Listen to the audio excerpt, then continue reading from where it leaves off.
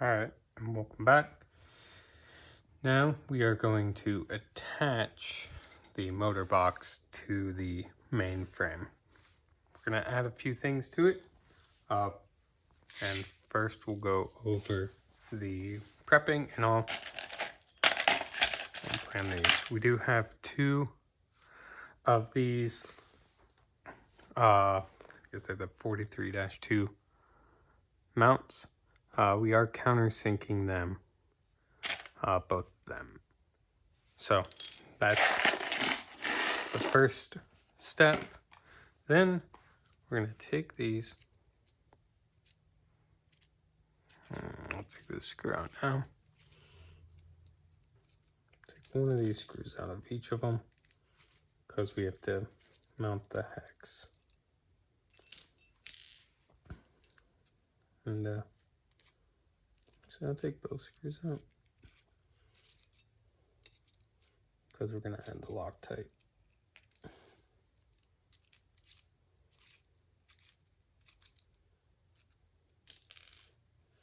So put Loctite in here, put these back in. So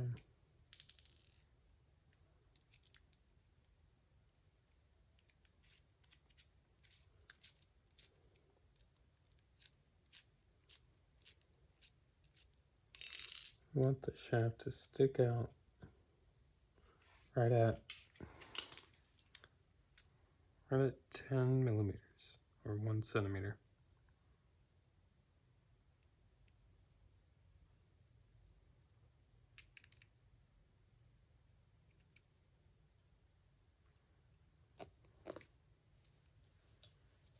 What I'm doing is taking my calipers, set them out.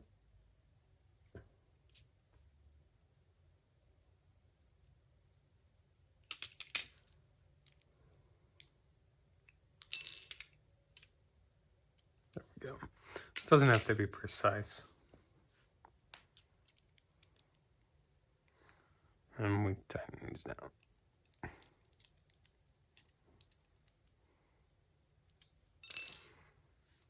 Now on to the next side.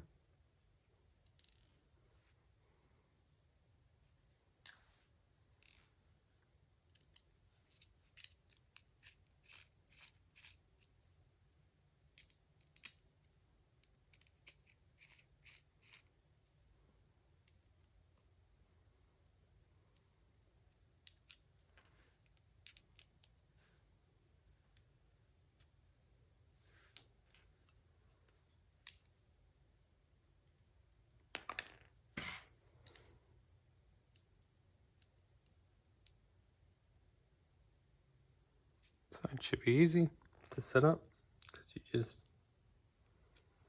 make it match the first.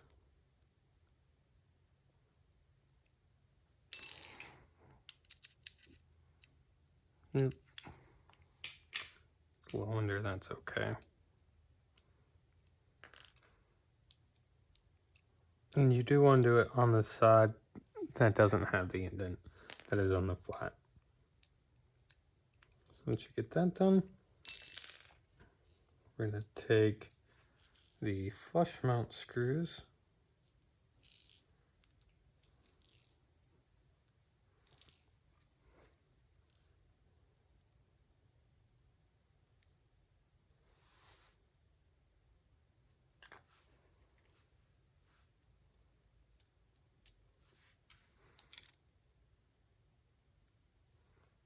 And put those in there.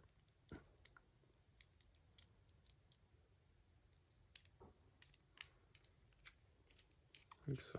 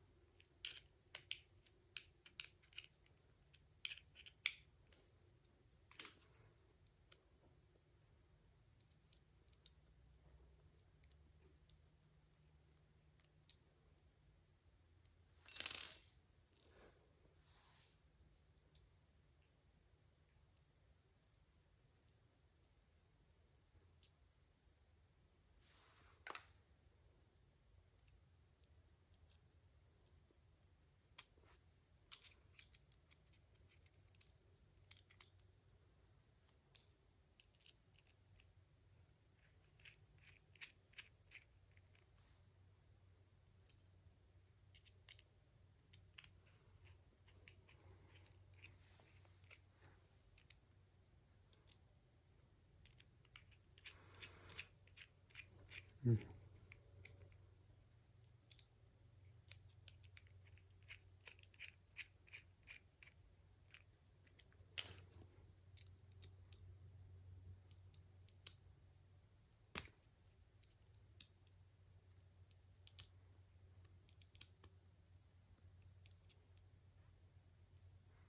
right. Now, both those, you have 2 of these 1mm washers. Go there. There. Now, for the next part, all this hardware we're gonna slide over here. So, you know, these 2 came with these mounts. If you lost them, they're like 15mm long, with they're just M4. Now, a few things I want to do is this speed controller, this wire, obviously is not going to be long enough to go anywhere. So, I have a little extension made for them. And I have mine just resting on the bottom there, so that way the shaft can go through.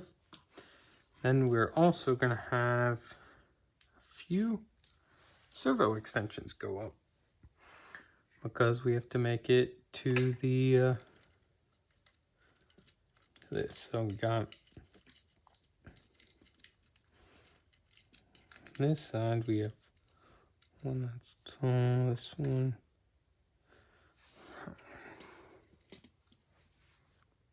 Be kind of weird, so that one's gonna go this way.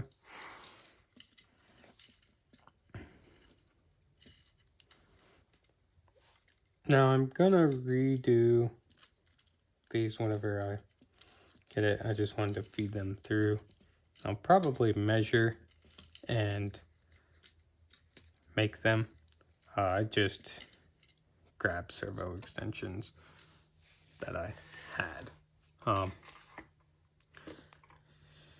We're gonna put the transmitter up there in a minute, but first, go ahead and get this. Go ahead and mount it up. So we take this and slide that into there.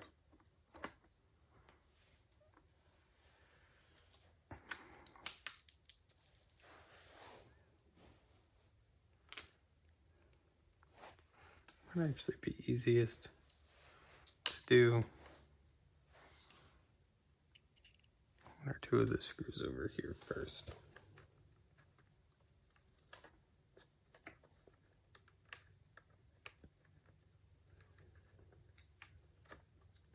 Now you gotta hold this up a little.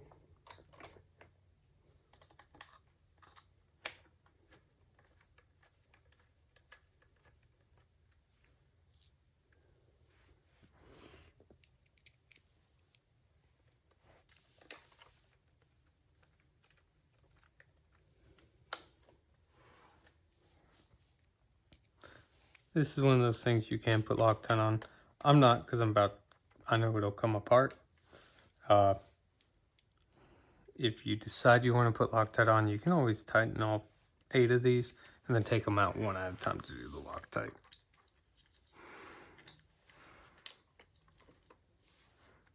I'll take this.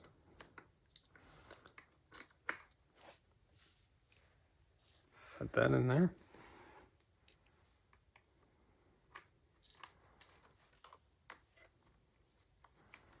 You might have to put a little tension one way or the other to get it to go, but it honestly shouldn't fight you too bad. I have to push in just a little bit on it.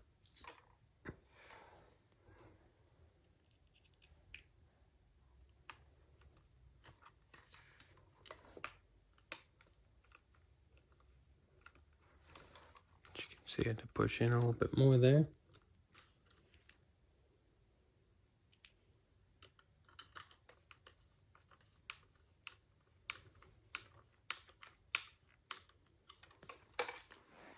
Now, you want to make sure, whenever this is tight, that you don't have any play. So we haven't connected the tilt servo yet, but you do want to make sure that you don't have any play forward to back. So the whole goal of a lot of this stuff is to make sure that you don't have any movements that aren't accounted for. So front to back, it's solid. If you have it like tick, tick, tick, tick, then you did something else wrong. I'm gonna go ahead and mount these. So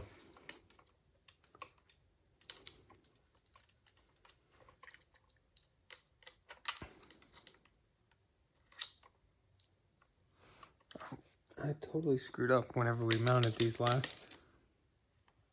They have to be this way.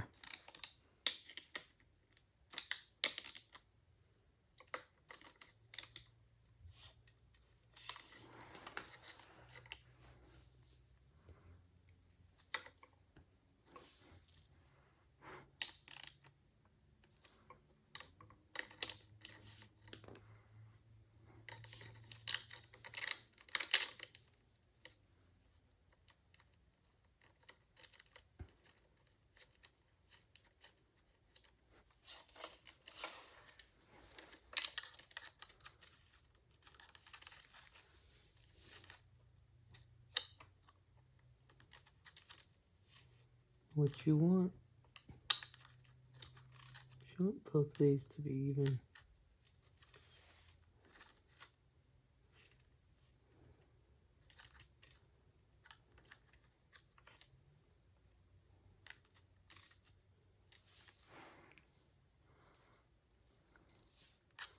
And to adjust the tilt offset, if it's not through the controller, it will be loosening one of these and tightening the other.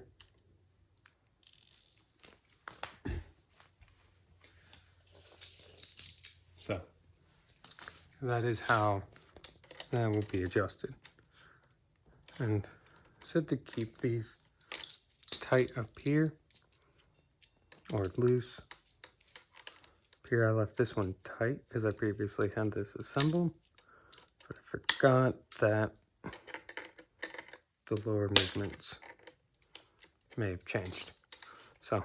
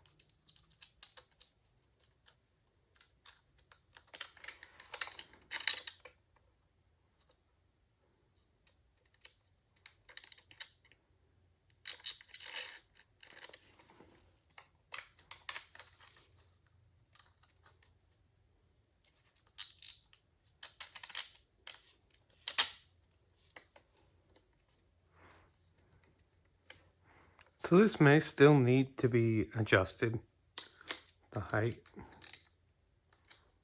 but it should be pretty close to what they're gonna be.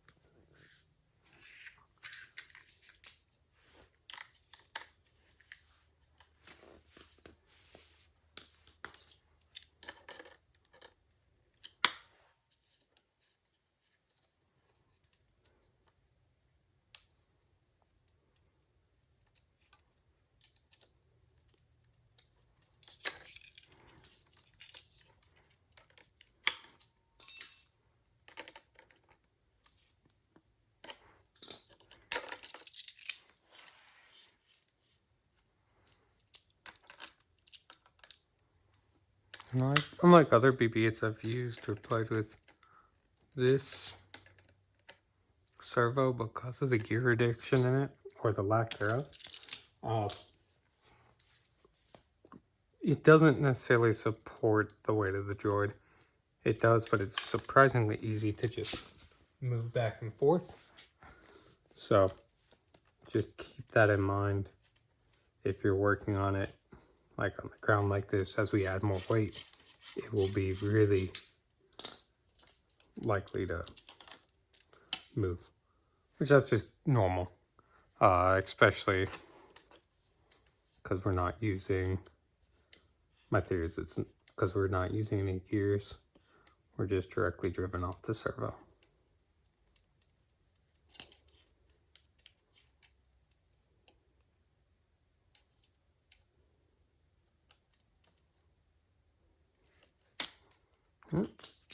So all that's done. Now we have this main wire is going to be fed down through here.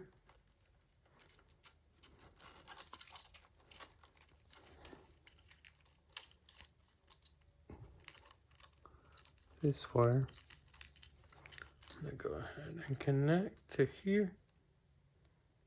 So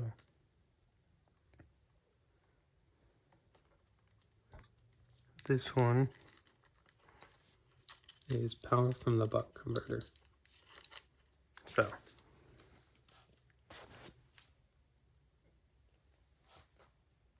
let me pull up my channel list. If you pull up the transmitter channel list, you can see what goes where. And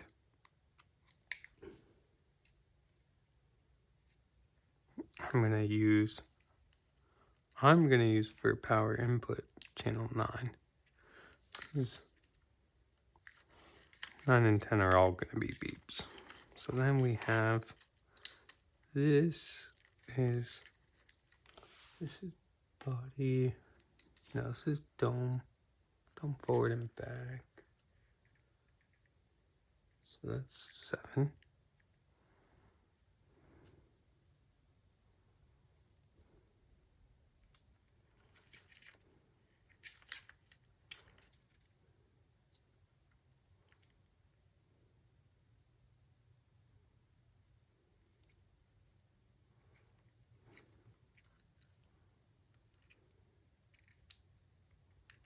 So make sure you put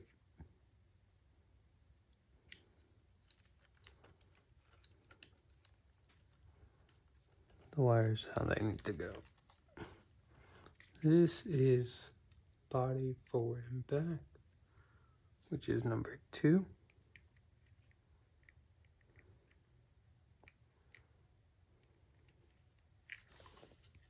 This one is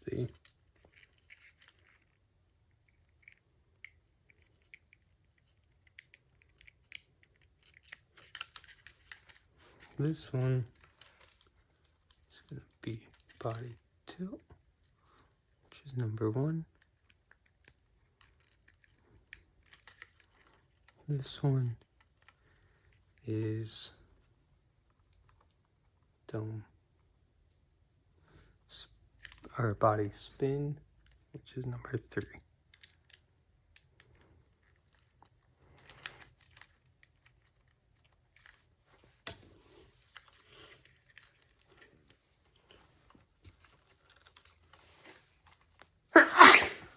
Sorry about that. So I'm just feeding the wires down here. For this one, for the powers.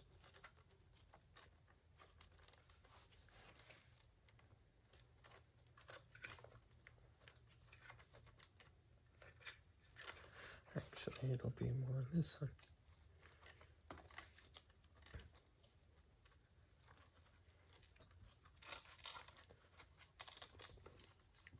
This one, connect here.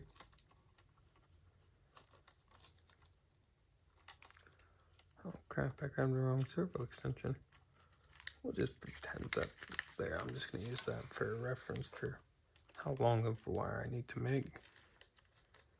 This one can actually connect, but I'll probably also just use this as a reference and make a longer wire or a proper length wire.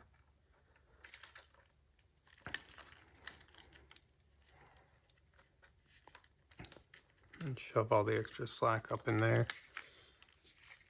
The transmitter currently, I have double-sided tape. I'm gonna adhere it down. I do have holes here for zip ties, so this can get zip tied in place. All I did with the antennas is just attached them like this and then ran the zip ties through it. So that's all you really need to do to hold those in place.